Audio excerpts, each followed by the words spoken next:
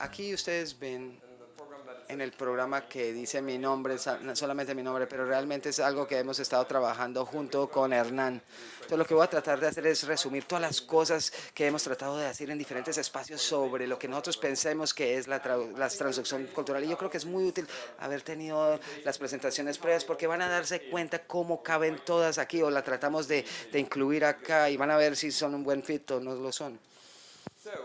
Bien, entonces nosotros sacamos diferentes elementos como el que ya vieron, adaptación, transmediación, como escuchamos anteriormente, y muchas veces ellos refieren, y esa es la cosa, la adaptación normalmente es un término que habla sobre la transformación de trabajo escrito y convertirlo en las películas. Así se usa, y así miramos la parte del journal de adaptación, por eso eso habla mucho y un poquito menos sobre la televisión o series de televisión, pero eso es lo que recibimos más. Aún, aunque esta no es la única forma de usar la adaptación, pero así es que se usa más la transmediación, como escuchamos anteriormente hoy. Tenemos que pensar y conceptualizar eso, el concepto de la transformación de un medio a otro y cómo tratamos de traducir lo que esa idea de contenido, el símbolo de eso, hay que traducirlo. Y hablamos ya sobre la traducción y normalmente pensamos sobre la transformación del código lingüístico, sea por señas o sea por un idioma específico que estamos hablando, o diferentes variedades de idiomas en diferentes valiosos dialectos, acentos, etcétera, y la asociación que nosotros hacemos y cómo ellos se convierten en otra cosa muy diferente. Ese es otro proceso que discutimos. Y también hablamos sobre la localización, cómo construimos un producto que fue creado en alguna parte para poder entenderse y que lo disfruten en otros lugares diferentes. Son diferentes cosas que parecen hablar sobre la misma idea. Entonces, ¿de dónde venimos nosotros? Mirando los productos audiovisuales y cómo viajan en todo el mundo. De ahí venimos nosotros para que entiendan la diferencia entre el trabajo que presentó Kyle y lo que presentó Lars o lo que acabo de presentar Patrick. Son de diferentes áreas. Ahora nosotros miramos diferentes palabras, la proximidad cultural que acabaron de escuchar y tratamos de darnos cuenta, bueno, todas esas ideas que tienen las personas que han utilizado para describir estas cosas, hay muchas ideas acá y estamos tratando de hacerles que todos tuvieran un solo filo, por lo menos que sean comprensibles la una con el otro, en vez de tener una gama amplia de diferentes términos, que tengamos solamente unos términos que nosotros todos pudiéramos entender. Entonces lo que tratamos de hacer aquí con esto es organizar todas estas palabras. De pronto esto sería algo que de pronto parece ser difícil, pero tratamos de lograrlo de alguna forma poder que comprensible, por lo menos desde el punto de vista de los productos audiovisuales. Y en este momento podemos hablar sobre mercados. Y es difícil algunas veces decir que los mercados son nacionales porque hay un argumento realmente cuando estamos hablando sobre la producción audiovisual, pero no necesariamente solamente son mercados nacionales, pueden ser regionales, pueden ser mercados lingüísticos dentro de un mercado nacional, pueden haber otros tipos de mercados o mercados transnacionales. Pero lo que nosotros creemos es que si yo creo un producto audiovisual y lo quiero vender en alguna otra parte o quiero tomarlo en otra parte para que la gente lo pueda disfrutar, puedo pensar de pronto si este mercado, este grupo de personas son próximamente culturales a la información de mis productos. ¿Será que lo entienden? ¿Será que entienden los elementos como la religión, como el humor, la actitud, los códigos de vestir, el rol del género, etcétera? Y pensamos sobre esto diferente a proximidad o distancia, si queremos que son mercados culturales que son más cercanos a nosotros o más distantes, entonces los separamos al mercado en vez del público, como mencionó Patrick, porque con el público se ve un poquito más difícil. Entre diferentes mercados tenemos diferentes grupos y de diferentes gustos, obviamente culturales, y lo encontramos muy difícil desglosarlo a ese nivel, obviamente. Hablamos sobre predictibilidad cross-cultural, entonces puedo asumir yo que si este producto es similar a mi país, a otro país, de pronto va a ser un éxito también porque es similar. La gente en el negocio conoce esto muy bien y así tratan de revisar si puede incluirse o no. Y hablamos sobre los descuentos culturales, entonces este producto no es tan agradecido en otra parte, entonces va a perder cierto valor cuando cambia diferentes áreas culturales, mirando el mercado, mirando desde el punto de vista mercado, mirando el proceso. Entonces, ¿qué sucede aquí con este producto cuando va de un lugar a otro? ¿Será que pasa la parte de la traducción en términos de un libro, por ejemplo, que argumentaríamos, o una charla que está siendo interpretada en este momento muy bien? ¿Será que hablamos sobre la transmediación de la adaptación? ¿Será que se transforma en alguna otra forma, en la forma que se entrega y no solamente va de un idioma a otro dentro del mismo tipo de show de televisión, por ejemplo, pero será que también va de un tipo de medio a otro tipo de medios? ¿O será que se convierte en algo que mencionó Patrick muy similarmente? Yo quiero que se siente local. ¿O será que quiero ser lo opuesto? ¿Será que se sienta muy foráneo? Quiero que sea extraño y diferente y algo muy removido a mi propio mundo, que muchas veces pasa, y eso ayuda realmente. Entonces ahora hay personas involucradas en este proceso y hay diferentes tipos que están involucrados y los describimos como el explorador, el comercial y el alquimista.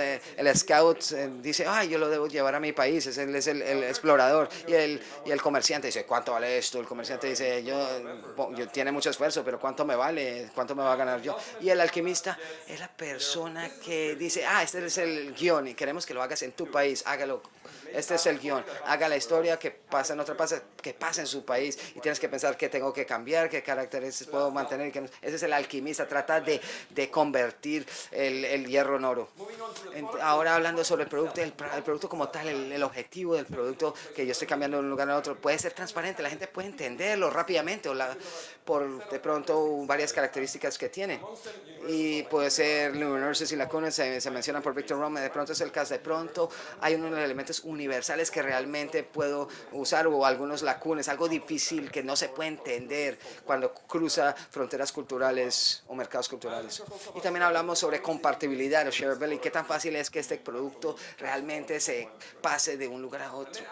Y agregar a esto, pensamos sobre el lugar, ¿dónde sucede esto? ¿Será que pasa en un setting institucional como un canal de televisión o que compra los derechos y lo transforman y reutilizarlo y utilizamos la palabra híbrido personalmente para significar la transformación dentro de una institución? ¿O será que es convergencia? ¿Será simplemente que la gente compra sus propias formas de trabajar en grupo y utilizar el internet y llamar a otras personas y comienzan a cambiar las cosas y empiezan a decir, yo quiero duplicar esa película con mis amigos y la forma que nosotros hablamos? ¿O será que lo que nosotros consideramos a un nivel de transducción, un lugar exclusivamente diseñado para hacer esto? Va a crear un lugar exclusivamente para transformar productos y convertirlos en algo que puede entenderse en otra parte. Y eso todo es parte de este tipo de proceso de reculturalización que es similar a la traducción cultural. Pero pensamos en eso como un marco muy grande y nos gustan los marcos, por lo menos nos parece gustarlos y ojalá que a ustedes les guste también los. Entonces aquí lo tienen. Estábamos tratando de hablar sobre estos términos para que nos ayuden a todos a hablar sobre lo mismo en una forma comprensible en vez de utilizar términos que significan muchas diferentes cosas, porque teníamos muchos problemas con la palabra cultural proximity, porque significa tantas cosas la proximidad cultural que realmente no sabemos el significado cuando comparamos esto. Para comparar algo, lo único que necesitamos saber es que necesitamos utilizar el mismo marco para comparar, para saber qué es lo que estamos tratando de decir. Entonces, después hicimos algunos estudios de caso y por eso publicamos diferentes tipos de estudios de casos. Uno que han sido estudiados mucho en todas partes del mundo fue el caso de Yo soy Betty la Fea. Así conocí a Kyle por su documento que hizo sobre Betty la Fea. Y después miramos esto, podemos mirar los productos o qué cambió entre una cultura y la otra, qué protagonistas aparecen, cómo cambian elementos en la narrativa. Podemos comparar diferentes elementos. Y lo que hicimos más es mirar los protagonistas, quiénes desaparecieron, qué caracteres, qué elementos en la historia cambiaron, qué actitudes cambiaron porque trataron de decir algo sobre las culturas donde entran ellos. De pronto nos enseñan, si yo quiero entrar a esta cultura, ¿qué tengo que hacer yo dentro de otra cultura? Y lo mismo sucedió con Ellas son la alegría del hogar. Y nos estamos concentrados sobre las que vienen de Latinoamérica, que entran a los Estados Unidos o a otros países. Y también miramos esta. Ellas son las alegrías de alegría, se convierte en Devious Maids y es interesante los caracteres como cambian. Este carácter realmente desaparece en este caso y es muy relevante esta persona y es protagonista y él desaparece en la versión americana. Y ahora entremos a videojuegos y entramos a algo muy interesante. Recuerden ustedes, nosotros nos dimos cuenta que nos gustaba mucho este juego, tiene muchas referencias este juego a música pop del mundo occidental y hay referencia de diferentes programas de televisión y películas películas y yo lo quería jugar y escuchar los diferentes elementos que estaban en este juego. Pero de un momento a otro me di cuenta que se hizo en Uruguay este juego. Yo dije, ¿qué carajo pasó? ¿Por qué tiene todos estos elementos americanos, culturales, esas referencias occidentales y hecho en Uruguay? No hay ninguna referencia, nada latinoamericano acá. Entonces nosotros logramos una cosa. Ok, entonces yo también puedo pensar sobre un producto, no simplemente que voy a transformar a diferentes mercados, pero un producto que ni siquiera existe en mi propio mercado y lo puedo concebir y lo pienso para transferirlo a otros mercados, otros sets de mercados. Entonces eso también fue muy interesante. Y después pensamos sobre el caso sobre el Chavo Kart y la transformación de un programa de televisión que se volvió una animación, que se volvió un juego de video después, y quién estuvo involucrado y qué partes o qué países se involucraron en crear esto desde un programa mexicano original entre algo que se desarrolló partemente en Colombia. Y eso también fue muy interesante. Y después, ¿qué estamos mirando ahora? Y mis estudiantes con quien han estado trabajando conmigo entienden ya lo que estoy hablando. Estamos mirando a Don Camilo. Y aquí Don Camilo es un carácter en serie de libros que se escribió en los 40 en Italia. Y se adaptó como una película muy conocida entre Francia e Italia de Julien Dumoulin. Y el actor es Fernandel y Gino Cervi, son muy famosos ambos. Y este niñito que va y ve la película y después lee los libros, puede ser cualquier niño realmente. Y después regresando, siguiendo. En el año 68 Giovanni Garischi muere y un colombiano, un periodista colombiano y escritor colombiano que de pronto sí lo conocen porque los que conocen los escritores colombianos, escribe sobre este tema, se llama Daniel Simper Pisano. Daniel Pisano escribió este obituario. Tenemos esta parte que es muy interesante. Esta es la versión en inglés. Y la cosa interesante acá es que en el año 68 él dijo, esta historia pudiera suceder en cualquier parte. Básicamente nos dice que es transparente. Y en ese momento yo puedo decir que él es un scout, él es un explorador. Se dio cuenta que ahí este trabajo se puede adaptar, este trabajo se puede colocar en otra parte y hace sentido en otra parte. Mientras que hay algunos settings importantes que él argumenta acá. Entonces ya te pueden dar cuenta que él es un explorador, es un scout, pero no simplemente era un scout o explorador. Más adelante se vuelve la persona en que adapta el libro a una serie colombiana de televisión con un director colombiano. Y eso también incluyó lo que él no solamente era el alquimista, pero él era intermedio. Él entró en los años 80 con su amigo Bernardo Perrello y ellos fueron a Italia a comprar los derechos para adaptar este libro italiano para televisión colombiana. Entonces también fue un comerciante, entonces él es un scout, merchant, él es las tres cosas, el alquimista. Esto no es tan común como lo esperamos, pero ahora con todas las ferias de comercio y todo, pero para nosotros era esto muy interesante este caso y tuvimos la oportunidad de entrevistarlo y realmente fue muy interesante la historia de cómo fue la Italia a lograr los derechos que no estaban disponibles para Latinoamérica porque todos estaban agrupados solo para el mercado estadounidense y entonces teníamos que sacarlo de acá para poder vendérselo a Colombia. Entonces realmente eso fue un caso muy interesante. Entonces esto incorpora todos los conceptos que estamos debatiendo acá y por eso esta es la ventaja que nosotros tenemos cuando somos las personas organizando la conferencia donde hace sentido. Entonces lo coloqué aquí.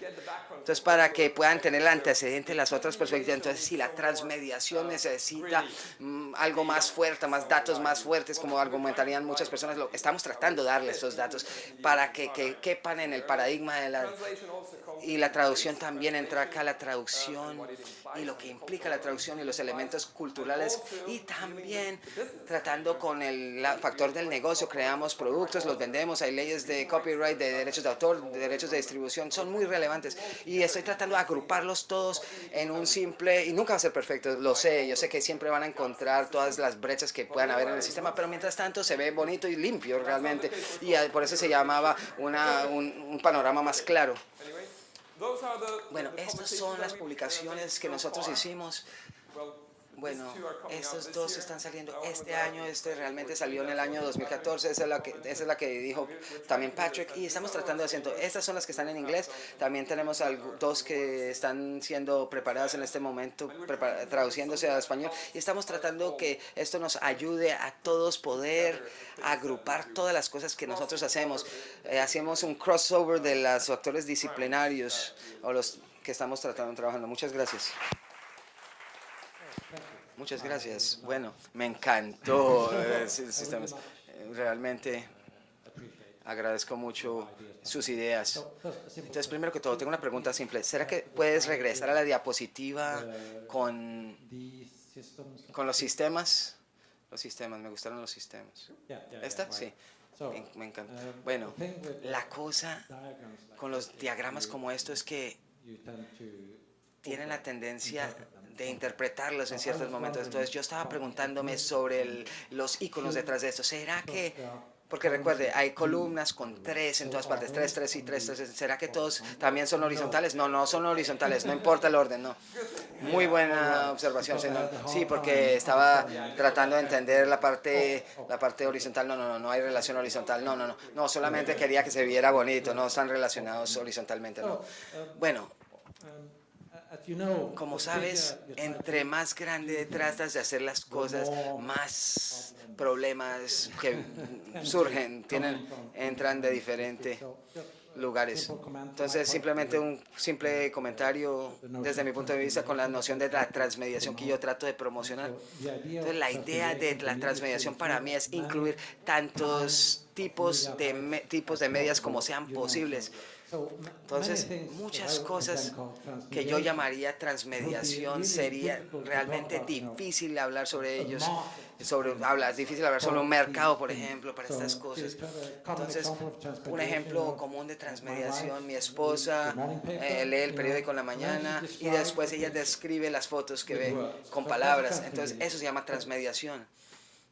Pero por lo que yo veo no existe un mercado de pronto. ¿O sería eso un scout, un explorador, un alquimista o quién? Y yo sé que estás tratando de decir, por eso lo tenemos bajo el proceso, porque lo que estás haciendo realmente, estás tratando de organizar este proceso, cómo funciona este proceso, cómo pasa, y por eso estamos hablando sobre los procesos. Entonces, si la gente no van a discutir un proceso, entonces la adaptación y la transmediación parecen estar alineados en el mismo área porque están preocupados sobre cómo pasa ese proceso. Como yo les mencioné anteriormente, estamos colocando esto porque estamos concentrando esto en una forma audiovisuales y eso nos da ciertamente un diferente vista para estas cosas. Pero ciertamente sí, voy a tomar en cuenta tus sugerencias. Entonces, cada columna no es aplicable a cada caso, no. Sí, exactamente, no es aplicable a cada caso, sí. Gracias. Bueno, no, Enrique, muy interesante, digamos, este modelo o este esquema que construyen ustedes para explicar el tema. Pero luego, pues a mí me quedan ciertas dudas respecto del problema como de las características propias de las sociedades en donde, o a través de las cuales circulan, digamos, los productos, o bueno, ¿sí? Las adaptaciones, o como quiera uno llamarlos. Entonces, ¿por qué razón? Porque, no sé, uno pensaría, por ejemplo, en la relación, en que tiene que haber como una especie de estructura base para que se dé el proceso de transducción. Es decir, tiene que haber unos elementos compartidos mínimos para que se dé esos aspectos. Eso por una parte. Eso implicaría, o sea, a veces pareciera, porque hay como mucho optimismo en la presentación, es decir, como que todo se puede adaptar. Me da una impresión a mí. Como que es muy posible, decir, como que los casos que se analizan son todos los casos exitosos de la adaptación, de la traducción, más o menos, ¿sí? Por lo poco que vi en la presentación, digamos que puede resumir allí. Obviamente no me he leído los textos, entonces es un problema. Pero también habría que ver los casos no exitosos, o sea, donde definitivamente uno dice, es que mire que no se logró adaptar, es que mire que chocó con la cultura, o es que mire que chocó con el mercado. Y eso daría como una especie de pista respecto al análisis también bastante interesante. Claro. Eso, un comentario. Aprovechando que estoy aquí al lado, voy a intentar, porque de hecho de uno de los casos, o sea, de los que se pusieron en la presentación, que no son los únicos, uno de los casos interesantes viniendo quizás de un universo distinto al cine y la televisión, que son los videojuegos, fue el caso de Chavo Card, que inicialmente uno podría pensar en el Chavo como un producto, o sea, si piensas en el Chavo, la serie original, como un producto que cruzó fronteras, podríamos verlo, pero en el caso particular del Chavo Kart, que es el videojuego que analizamos, no fue un éxito, fue un fracaso en muchos sentidos y de hecho, está hablando solo. También tiene una opinión. En ese sentido, el Chavo Kart fue como tú dices, un caso en el que el fracaso también reveló hasta cierto punto algunas de las intuiciones que ya habíamos tomado de casos exitosos, en términos de cómo nos aproximamos a la audiencia, en términos de cómo el mismo medio, la distribución que se utilizó, la plataforma, no estuvo bien pensada y fue parte del proceso que alejó al producto de la audiencia que quería alcanzar. Hay varios elementos ahí y habrá más que discutir en términos de ese caso después, pero digamos, ahí hay otro ejemplo, como tú dices, que el fracaso fue también indicador de muchos elementos y ayudó a afinar muchos de los conceptos en ese sentido. I think you were up first. I'm not sure if I will be able to take all Estoy seguro si podré responder todas las preguntas, pero estoy disponible en toda la conferencia si tienen más preguntas. Discúlpenme, es porque no tenemos tanto tiempo. Siguiendo con la idea del señor, me gustaría comentar acerca de, pues el análisis del éxito o fracaso también deriva en que, por ejemplo, en casos como Betty la Fea, ¿cómo se toma la determinación de que tenga subtítulos, de que sea doblada o de que sea completamente grabada según el contexto cultural donde va a ser vendida la telenovela? Entonces, como articulando con eso, también quería saber si en el análisis que han hecho se han dado cuenta si antes de grabar el producto o antes de que algún país lo acoja, cómo se toma la determinación de subtitularlo, de doblarlo o de quizás no, mejor hagámoslo al contexto propio. Bien, esa diría yo, esa es una pregunta bien compleja del análisis precisamente, de uno tiene que ver cómo trató de entrar en un mercado, quiénes precisamente son los que están aquí, o sea, porque también tienen una injerencia, alguien dice, yo quiero que aquí se haga así, y pues te lo va a comprar, entonces bueno, hágalo así. Otros te dicen, ¿usted cómo me dice que yo lo haga o lo negocio? O venga usted que lo hizo originalmente y me acompaña en el proceso de insertarlo en este mercado. Hay de todos los ejemplos, con también resultados más o menos exitosos y algunos que han tomado riesgos, ¿no? O sea, riesgos de cosas que no se habían hecho. La adaptación en Alemania, por ejemplo, nunca se había hecho una telenovela de ese estilo en Alemania y entró con esa y adaptaron esa. Y fue la telenovela y así la promovían en Alemania. Era como, ¿sí? Verliebt in Berlin, die Telenovela. Y entonces es una cosa muy curiosa en ese caso en particular. Y toca por eso analizar esto. Y en un producto como Betty la Fea esto es gigante, por eso hay ya tantos textos al respecto. Voy a tomar solo una más, me disculparán, qué pena. Sí.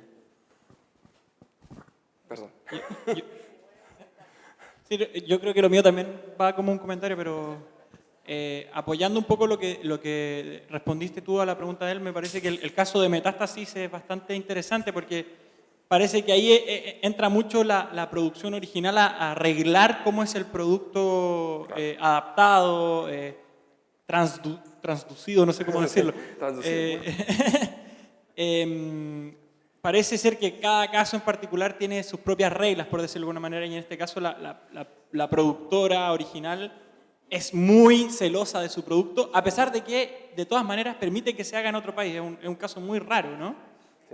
Sí, y por eso nosotros lo que decimos es que con esto uno puede ubicarlo y decir qué tipo de ideas, estrategias, elementos tenía ahí vinculados realmente para tratar de hacer eso. Y uno puede descubrir lo que nos decían hace un momento, qué cosas le parecen a uno que no es idóneo, sobre todo en el caso de un producto tan conocido, o sea, porque ese era un producto que ya era conocido en este mercado también antes de la transformación. Muy distinto cuando tú el otro nunca lo has visto, ni tienes ninguna relación con él, ¿sí? Que es otro caso, pero bueno. Esto nos daría para... Qué pena si lo corto aquí para poder dar el paso a la siguiente presentación. ¿Sí?